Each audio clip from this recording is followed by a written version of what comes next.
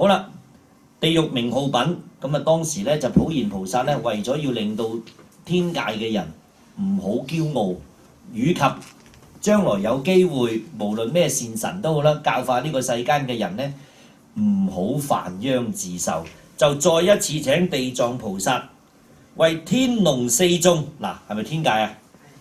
及未來現在一切眾生講喺呢個娑婆世界及閻浮提罪苦眾生所受報處地獄名號及惡報等事，目的為咩啊？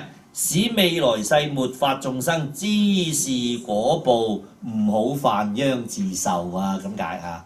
咁呢段呢，又係簡單介紹一下，由地藏菩薩回答普賢菩薩講一一地獄嘅事啦。呢度呢，就大家自己翻去睇啦。種種嘅惡報啊，都係一日一夜千死千生，不過有啲係屎屎尿尿啊、拔屎耕泥啊，咁啊抽長錯斬啊嗰啲咁解嘅啫嚇。好啦，咁後邊都係一樣啦。